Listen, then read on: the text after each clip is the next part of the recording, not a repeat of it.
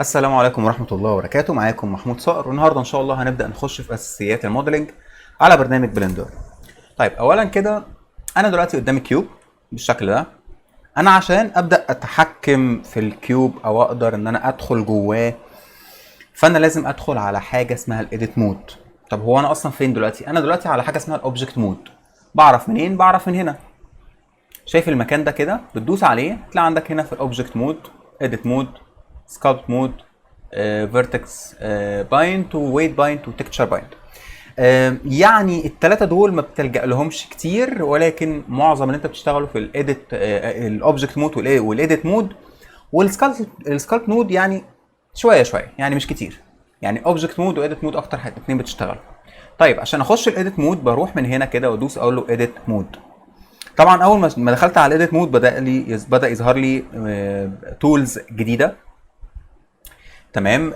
في البانل اللي على الشمال طبعا. احب بس انوه، لو انت وانت شغال دوست على حرف التي من غير ما تقصد هتخفيها. البانل اللي على الشمال دي اختصار بتاع حرف التي، والبانل اللي على اليمين اللي بتظهر من هنا اللي انا احيانا بفتحها بتطلع من حرف الان. تمام بالشكل ده. طيب خليني اشغل دي زي ما هي. الايديت مود برضو لو انا مثلا شغال بس مستعجل بدوس على حرف التاب بتفتح لي بالشكل ده. تمام، تاب. تمام بالشكل ده. بتنقل يعني من الايديت مود للاوبجكت مود. مبدئيا انا دخلت كده على الايديت مود، ولازم اول ما ادخل على الايديت مود اعرف حاجه اسمها كومبوننت. يعني لازم ادخل على الكومبوننت يعني نقدر نقول عليها مثلا تفاصيل الاوبجكت. الاوبجكت، اي اوبجكت في الدنيا على اي برنامج بيتكون من ثلاث حاجات: فيس، وسيجمنت، او نقدر نقول عليهم فيس وايدج وفيرتكس. فيس، سيجمنت، فيرتكس او بوينت. ممكن هنا دي اقول عليها بوينت، ممكن اقول عليها فيرتكس. تمام. ممكن اقول على الخط ده ايدج، ممكن اقول عليه سيجمنت. ممكن اقول على المربع ده فيس او بوليجون. دلوقتي انا كده اقدر امسك البوينت، لو دوست على حرف الجي اقدر ان انا احرك البوينت من مكانها. اوكي. لو رحت على الايدج مود اقدر ان انا امسك ايدج، ولو عملت كده اقدر احركها من مكانها. ولو رحت على الفيس وعملت كده اقدر ان انا احركه من مكانه. اوكي.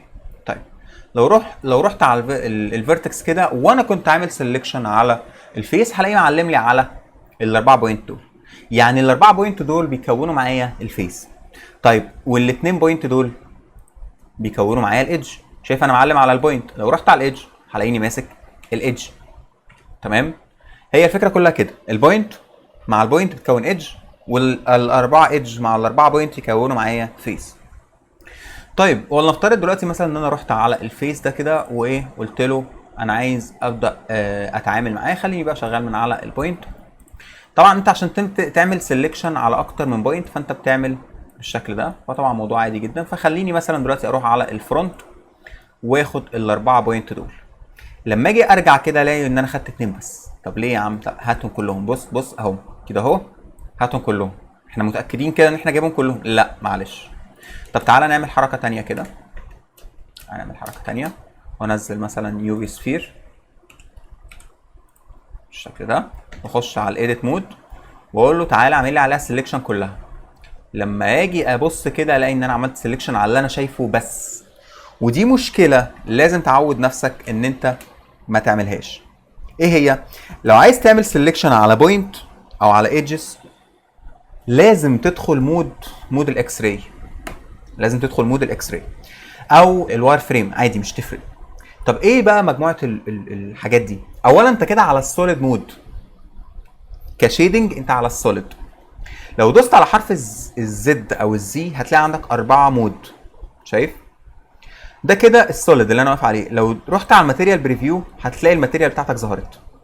طب لو رحت على الريندر هتلاقي بقى في ريندر في الشوت، وبقى يعني ممكن تلاقي مثلا عندك هنا بقى تلاقي شادو، تلاقي الحاجات دي كلها.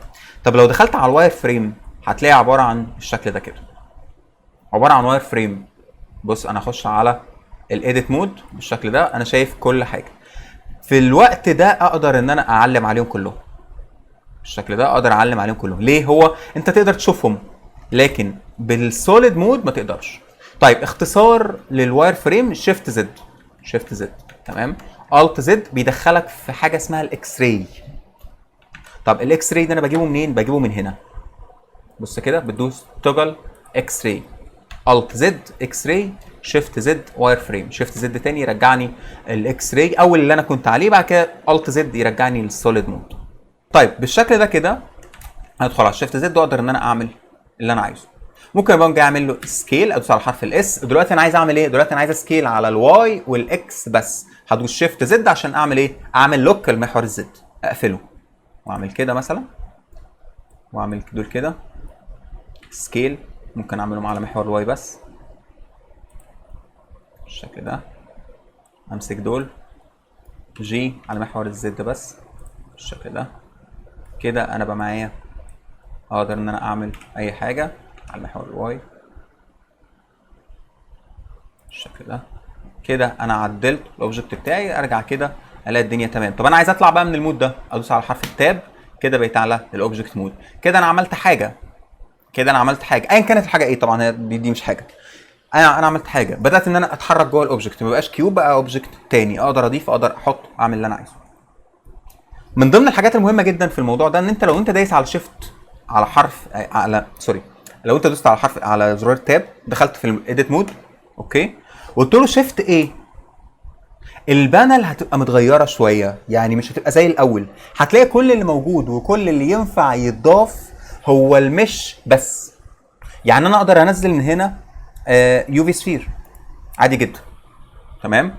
ادوس على حرف الجي، طبعا هي اول ما بتنزل بتنزل معاك يعني عامل سيلكت على البوينت كلها. هدوس على حرف الجي وقوم جاي دايس على حرف الاكس واعملها كده عادي خلاص. بعد كده تقوم جاي دايس على التاب.